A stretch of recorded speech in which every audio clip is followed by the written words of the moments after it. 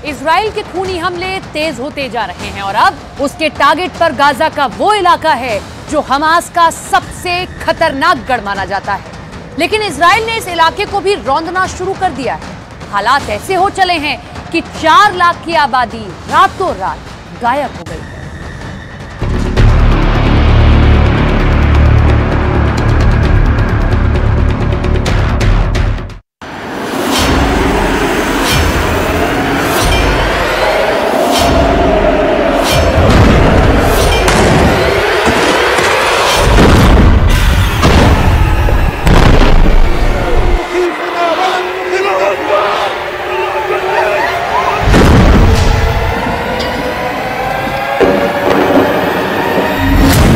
खान यूनिस पर खूनी हवाई हमले।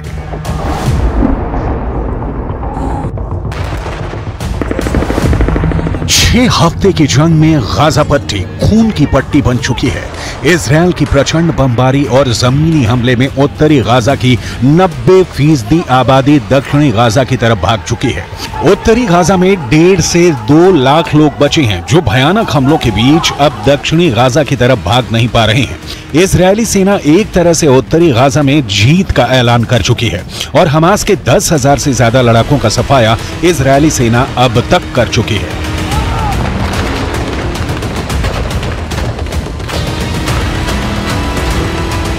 लेकिन अब प्रधानमंत्री नेतन्याहू के नेतृत्व में बनी युद्ध सरकार के आदेश पर इजरायली सेना दक्षिणी गाजा में जबरदस्त मिसाइल और हवाई हमले कर रही है। इजरायली सेना का दावा है हमास के बहुत से लड़ाके और कमांडर फिलिस्तीनियों के साथ भागकर दक्षिणी गाजा में घुस गए। खास तौर से दक्षिणी गाजा में खान यूनिस शहर में सबसे ज्यादा हमास के लड़ाके और कमांडर मौजूद हैं।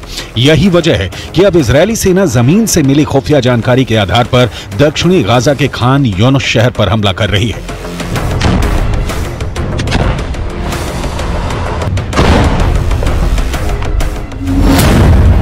मुर्दों के साथ भागे हमास लड़ाके। इजरायल ने गाजा के दक्षिणी भाग स्थित खान यूनिस पर ताबड़तोड़ मिसाइल अटैक किया है। इस हमले में 26 से ज्यादा फिलिस्तीनी मारे गए हैं जिसमें ज्यादातर बच्चे हैं। इजरायली सेना के दावों के मुताबिक इजरायली सेना ने हमले से पहले गाजा स्थित खान यूनिस को खाली करने की चेतावनी दी थी। इजरायली सेना ने कहा था कि अगर इस शहर को खाली नहीं किया गया तो अंजाम बुरा होगा, जिसके बाद से इजरायली सेना ने फाइटर जेट और मिसाइलों से खान यूनिस पर हमला कर दिया।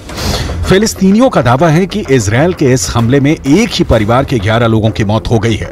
दावे के मुताबिक खुद को बचाने के लिए पूरा परिवार दक्षिण गाजा पहुंचा था। बताया जा रहा है कि मृतकों में कई बच्चे और नवजात शामिल हैं, जबकि इजरायल का दावा है कि खान यूनिस में हुआ हमला खुफिया इनपुट के आधार पर किया गया सटीक हमला है, जिसमें कई हमास लड़ाके मारे गए हैं। हम आपको बता दें, दक्षिणी गाजा के शहर खान यूनिस की आबादी 4 लाख है और अब इस शहर पर इजरायली सेना ने हमले शुरू कर दिए हैं। במרתפים שמתחת לשיפה שומעים הערב היטב את רעם שרשראות הטנקים, את הדחפורים שנוגחים בשטח. הם שומעים מתחת לאדמה, שומעים ורועדים מפחד. צה"ל החל להשתמש גם בשיטות חדשות בימים אלה לטיפול במי שנמצא במנהרות וגם לחיסול של מנהרות. זה ילך וישתפר בימים הקרובים. כל כוחותינו עובדים על מנת למצוא פתרון. खबर में छिप गए हमास के कमांडर। दक्षिण से उत्तरी गाजा की तरफ 9 से 10 लाख लोग भाग चुके हैं। इजरायली सेना का दावा है कि अब तक 70 के करीब हमास लड़ाके मारे जा चुके हैं। दक्षिणी गाजा में इजरायली खुफिया एजेंसियों को खबर मिली है कि उत्तरी गाजा से हजारों हमास लड़ाके फिलिस्तीनियों के वेश में भाग गए हैं।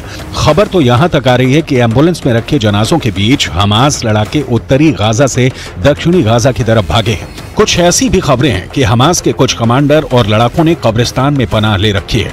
इजरायली हमलों से बचने के लिए हमास के लड़ाके कब्रिस्तान में मुर्दों के साथ कब्र में लेटे हुए हैं। इधर आईडीएफ ने दावा किया है कि जब तक गाजा पट्टी से पूरी तरह से हमास के लड़ाकों का सफाया नहीं हो जाता है, तब तक हमास पर हमले होते रहेंगे।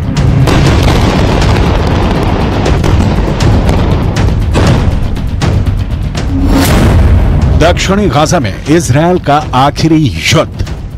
मिडल ईस्ट और पश्चिम मीडिया की तरफ से जारी जो वीडियो सामने आ रहे हैं वो गाजा के लिए साक्षात नरक साबित हो रहे हैं। 12,000 से ज्यादा लोग गाजा में मारे जा चुके हैं। वेस्ट बैंक में हमास के कई कमांडर मारे जा चुके हैं। 50% से ज्यादा गाजा तबाह हो चुका है। 35,000 से ज्यादा इमारतें गाजा पट्टी में तबाह हो चुकी हैं। उत्तरी गाजा से 80% से ज्यादा लोग दक्षिणी गाजा की तरफ भाग रहे हैं और अभी भी भागने का सिलसिला रुका नहीं है। उत्तरी गाजा के बाद दक्षिणी गाजा में इजरायली हमले पूरी तैयारी के साथ शुरू हुए हैं।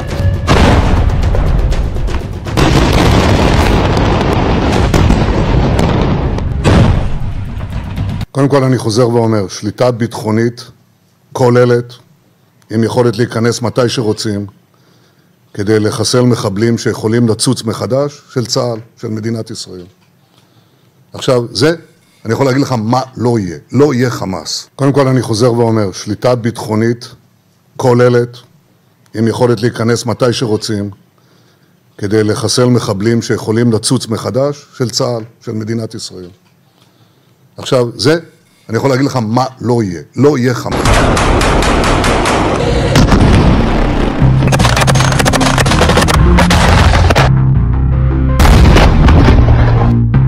हमास के लड़ाकों के बीच इजरायल के कुछ ऐसे एजेंट हैं जो हमास के कमांडर और लड़ाकों के हर हमले और हरकत की खुफिया जानकारी इजरायल की खुफिया एजेंसी और सेना को दे रहे हैं। जैसे ही सुरंग में छिपे हमास के लड़ाके और कमांडरों की जानकारी का सिग्नल हमास के बीच छिपे एजेंट इजरायली सेना को देते हैं, उसके बाद इजरायल तेजी से अपने हवाई और जमीनी कमांडरों को टारगेट की लोकेशन की जानकारी देता है, जिसके बाद सुरंग में मौजूद इजरायल के एजेंट एक सुरक्षित दूरी पर चले जाते हैं, जबकि हमास के कमांडर और बाकी लड़ाके इजरायल के हवाई और जमीनी हमले में बुरी तरह से मारे जा रहे हैं। एक अनुमान के मुताबिक हमास के 5,000 से ज्यादा लड़ाकों को इसी तरह से खुफिया इनपुट के आधार पर इजरायली सेना ने मार गिराया है। यहां तक कि 65 से ज्यादा हमास कमांडर इसी तरीके से इजरायल ने मार डाले हैं।